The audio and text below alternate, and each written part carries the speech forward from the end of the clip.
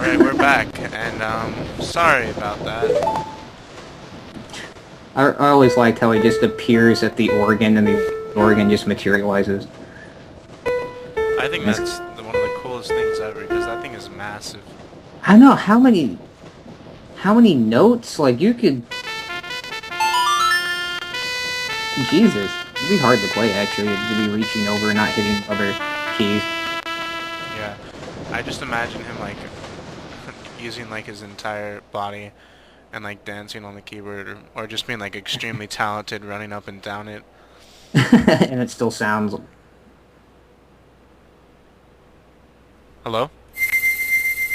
really musical. Oh, yeah. And whimsical. Yeah, I can hear you. Or it's, like, just...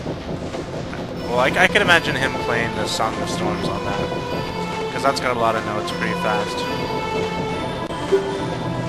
I actually learned how to play, I figured out how to play the Song of Healing on a piano.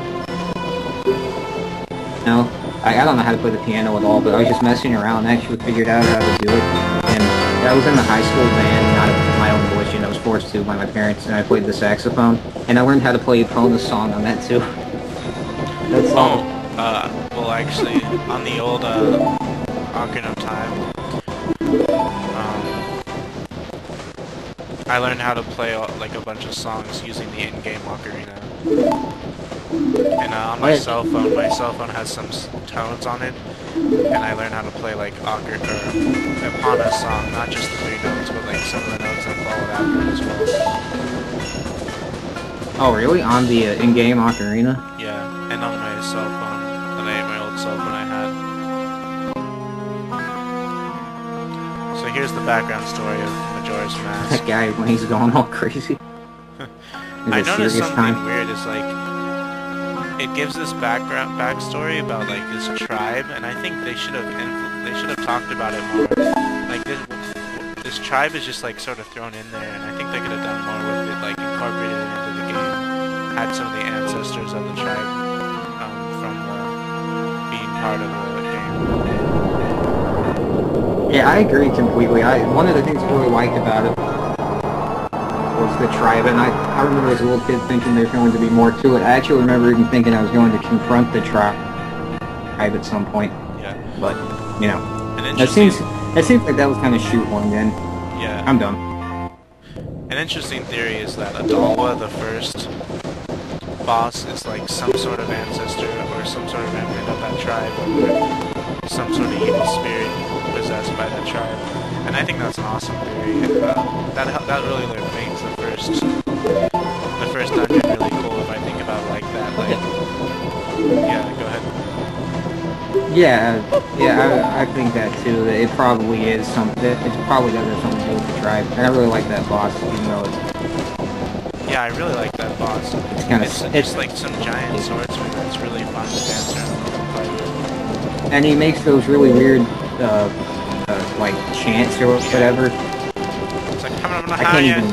Yeah, and it's like echoey. It doesn't sound like it could come from any human. Right. That's just, he's cool. He's a really underrated boss, I think. Yeah. I like him. Talk about him like he's less than Dama. Oh yeah, Goma, like, she only gave me a problem as a kid. Like, the first time I fought her. Yeah. The first time I fought her, I was scared as hell. It creeped me out. Me too. I was Dude, so dude, I remember... Yeah, I know. That I couldn't, like, even perform in the game. I remember I finally figured out to shoot her in the eye, but then I didn't think to hit her with the sword, so I just kept shooting her in the eye after I stunned her, and then nothing would happen. I was like, she's invincible. And I remember, you know how she crawls up on the ceiling and drops the eggs? Yeah. I remember, well, like, I wasn't good enough to shoot her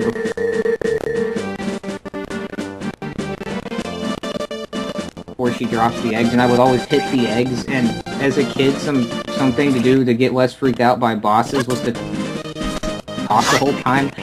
And I remember hitting the eggs going, oh, there goes Jimmy. There goes just these random names, and I hit them like, oh, there goes Bill. That's pretty funny. I was like 6.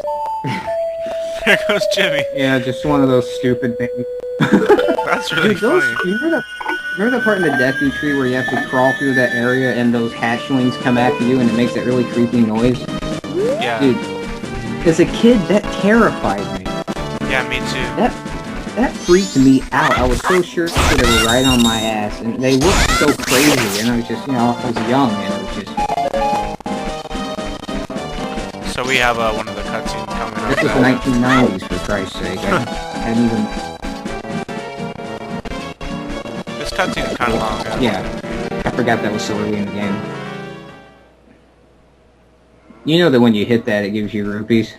Yeah. It's very crudely drawn and it's very pixelated. I guess everyone knows that. Yeah. I don't know, it's just... It kind of takes me out of the game whenever I see that. It looks like he has a cigar. Really? It's just weird to see, like, clearly defined pixels when it's supposed to be an etching. Some, like, sort of meaningful etching. But it doesn't take away from this cutscene. Oh, this cutscene really got to me when I was a kid. I was so affected. I'm actually kind of ashamed of how affected I was. I remember my sister was watching this too, and she was like almost torn up about it. Really? Yeah.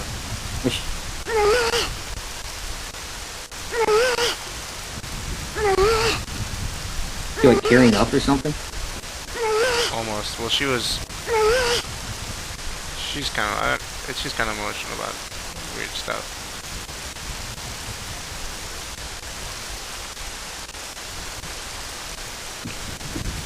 Why don't you just go back to the Lost Woods and give Link rupees for playing his song?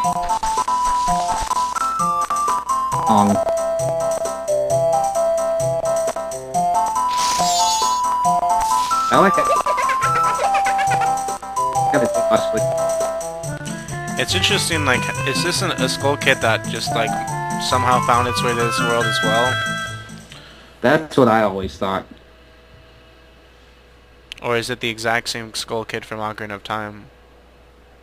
I always thought it was the Skull Kid that you can sell the masks to. I mean... Well, there's more than one Skull Kid in Ocarina of Time, right? Yeah, there's like 3. Yeah. There's the one that stands on the cut-off wood that gives you them... that you can sell the masks to, and then there's the 2 that teach you the songs. As a kid, I thought that they knocked out the mask salesman. I thought that was really cool. I thought just seeing him laying there lifeless is really cool to me. Yeah. Alright, we're gonna enter our first world or area of the game. I noticed your video, it changed a little bit, didn't it? Or has it stayed consistent? It doesn't seem to. Okay. Well, I mean, it's still... it lags a bit, but it's not no different than before. I'm not gonna really mess around, let's just go straight. So how did you say this area? How did I what? I always messed around. How did you pronounce this area? Termina Fields, or? Termina. Yeah, I've noticed that in Let's Plays, everyone calls it Termina. I always called it Termina. That's one thing that's interesting about Zelda, is to hear all the different ways people pronounce things. Croissant!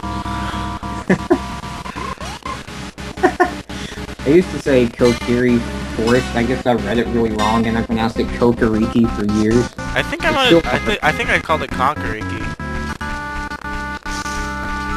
And I called it Deku was Dooku. Deku was Dooku for me.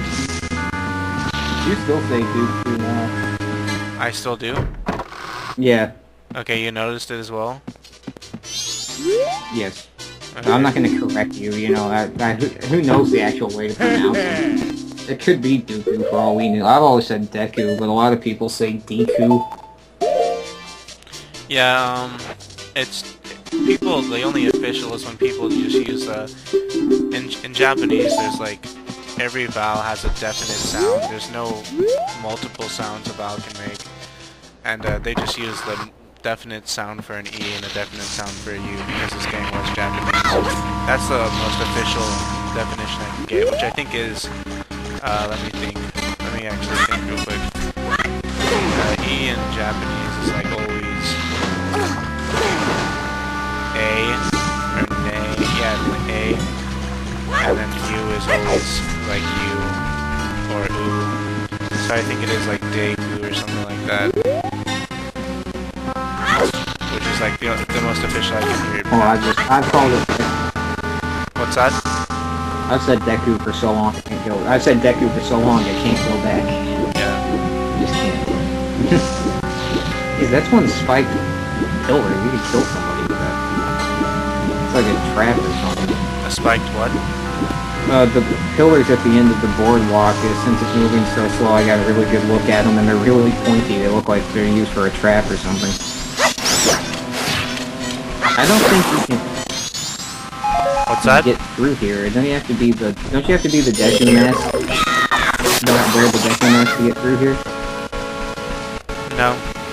This is the potion place. Alright. So I'm always confused. I always mess up. Can you hear me okay? Yeah, it's kind of hard. It's weird. The first time we recorded, I heard you like this, and then the second time I recorded, it was like balanced, and now it's back to this because I reset the MC4. Oh man, so many technical problems. I'm always worried about the order to do this. So I just end up talking to her first, no matter what. Yeah, that's the way to do it, I think. Yeah, and then I go find her, and I think you do have to come back once more. Even after you find her to get the potion. Well, of course you do. I like what she says though when you don't have the potion. She's like, "You're not near as cool as you make yourself out to be," or whatever the hell she says. Right. I'm not really funny. Oh yeah, all the monkeys have terrible grammar except for that one. Oh yeah, the Lost Woods music is in the Woods of Mystery. I like this area. I like the little turtle things. It's not as good as the Lost Woods in Ocarina of Time, but... Yeah, this is kind of a cool area. I hardly ever see here though. What's that? This is a cool area, but I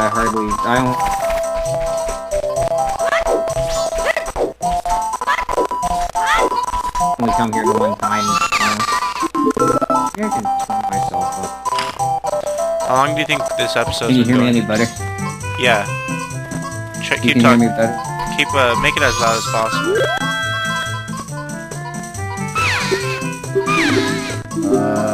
Okay, this is about as good as I can do. Yeah, she says, I say you're not all you make yourself out to be. That's gonna be it for this part. We're gonna go ahead and continue in the next part.